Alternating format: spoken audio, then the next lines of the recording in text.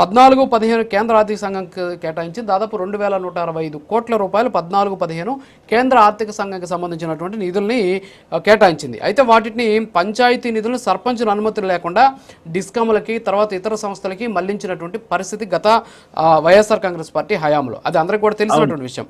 అయితే ఇప్పుడు పవన్ కళ్యాణ్ ఈ శాఖ తీసుకున్న తర్వాత కేంద్రం నుంచి వచ్చేటటువంటి నిధులు ఎలాంటి మళ్లింపులు కూడా లేకుండా నేరుగా పంచాయతీ ఖాతాలకు జమ చేస్తూ ఉన్నటువంటి పరిస్థితి. సర్పంచులకు మొన్నటి వరకు కూడా పూర్తి స్థాయి అధికారాలు ఇచ్చారు. సర్పంచుల ఈ విషయాన్ని బయటకు వచ్చి మాట్లాడినటువంటి సిచ్యువేషన్ ఉంది. మరి ఇదంతా కూడా ఈ పాలనలో మార్పు తీసుకొచ్చినటువంటి వ్యక్తి పవన్ కళ్యాణ్ కాబట్టి పవన్ కళ్యాణ్ ప్రాతినిధ్యం వస్తున్నటువంటి జనసేన పార్టీ క్షేత్రస్థాయిలో ఎక్కువ స్థానాల్లో పోటీ చేస్తే గెలవచ్చు అనేటటువంటి ఉద్దేశం కూడా జనసేనలో ఉండొచ్చు కదా, ఏమంటారు?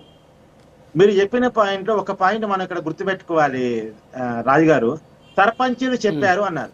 ఎవరో సర్పంచులు 2021 గ్రామ పంచాయతీ ఎన్నికల్లో ఎన్నుకోబడ్డ సర్పంచులు వైఎస్ఆర్ కాంగ్రెస్ పార్టీ సానుభూతి పరులు, అవునా కదా? ఇవాళ వాళ్ళే వచ్చి చెప్తున్నారు పవన్ కళ్యాణ్ గారు చాలా బేస్ గా పనిచేశారు, గ్రామ పంచాయతీలకు నిధులు ఇచ్చారు, గ్రామ పంచాయతీ నిధులు గ్రామ పంచాయతీలకు ఇచ్చారు. కేంద్రం నుంచి విడుదల అయ్యేటువంటి నిధులు ఏవైతే ఉన్నాయో అవి డైరెక్ట్ గా గ్రామ పంచాయతీలకు ఇచ్చారు, గ్రాంట్ ఇచ్చారు.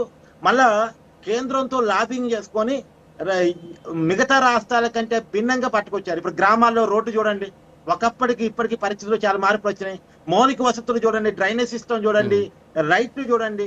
ఏ గ్రామానికన్నా మీరు వెళ్ళండి అని మళ్ళీ గ్రామ సర్పంచ్ని అడిగాను. మళ్ళీ వాళ్ళు వైఎస్ఆర్ కాంగ్రెస్ పార్టీ సానుభూతి పరులు, వైఎస్ఆర్ కాంగ్రెస్ పార్టీ అండతో గెలిచినటువంటి వాళ్ళు వాళ్ళే ఓపెన్ గా చెప్తారు, మేము ఇవన్నీ కూడా పవన్ కళ్యాణ్ గారు మంత్రిగా అయిన తర్వాత పవన్ కళ్యాణ్ గారి సారథ్యం మేరకు ఆయన నిధులు ఇవ్వటం వల్ల మేము చేసామని చెప్పేసి ఓపెన్ గా చెప్పుకునేటువంటి పరిస్థితి అలా మనం గ్రామాల్లో చూస్తున్నప్పుడు, అక్కడ దాకా కాదండి, ఎక్కడో అడవుల్లో మనకి గిరిజన గ్రామాలు అరకు, పాడేరు ఆ ఏరియాలో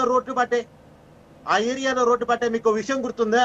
పవన్ కళ్యాణ్ గారి కుమారుడికి ఏదో యాక్సిడెంట్ జరిగింది అక్కడ స్కూల్లో, ఏదో రష్యాలో అక్కడ జరిగితే అక్కడికి అక్కడికి వెంటనే వెళ్ళాలి అనుకున్నటువంటి క్రమంలో అప్పటికే పవన్ కళ్యాణ్ గారు గిరిజన గ్రామంలో పర్యటిస్తుంటే ఈ పర్యటన అయిపోయిన తర్వాత ఆ ప్రజలతో మమేకం అయిన తర్వాతే నేను నా కొడుకు దగ్గరికి వెళ్తానని చెప్పేసి అక్కడ గ్రామానికి వెళ్ళి అక్కడ సమస్యలు విని అక్కడ సమస్యల మీద అధికారులకు సూచన చేసిన తర్వాతే తన కొడుకు దగ్గరికి వెళ్ళారు. అంత కమిటెడ్ గా గిరిజన గ్రామాల్లో పవన్ కళ్యాణ్ గారు పనిచేస్తున్నారు.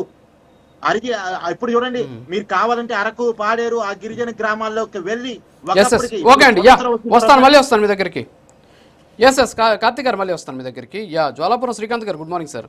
సో ఇప్పుడు మనం చూస్తున్నాం ప్రస్తుత పరిస్థితుల్లో అయితే జనసేన పార్టీ తీసుకున్నటువంటి నిర్ణయం, వాళ్ళు చేసినటువంటి ప్రకటన బహుశా అది మీ పార్టీకి ఆనందం కలిగించేటటువంటి అంశం అయి ఉండొచ్చు. ఎందుకంటున్నానంటే ఆనందం అనే మాట మీరు అంటే వాళ్ళు విడిపోయేటటువంటి పరిస్థితి, సో కూటమిలో ఏదో చిచ్చు వచ్చేసింది అని చెప్పేసి అనుకుంటున్నారేమో. జనసేన ప్రకటన చూడగానే మీకు ఎక్కడ లేని ఆనందం కనిపిస్తుందేమో అనేటటువంటి అంశం కూడా కనిపిస్తుంది. సరే, ఇవన్నీ కూడా పక్కన పెట్టేస్తే ఏంటి రేపు ఇటీవల ఇంతకుముందు జగన్మోహన్ రెడ్డి గారు కూడా మాట్లాడారు, ఈసారి ఒక్క సీటు కూడా ఏకగ్రీవం అయ్యేందుకు లేదు అని చెప్పి జగన్మోహన్ రెడ్డి గారు ఒక రకం చెప్పాలంటే క్లీన్ అల్టిమేటం ఇచ్చారు మీ పార్టీకి సంబంధించినటువంటి నాయకులకి.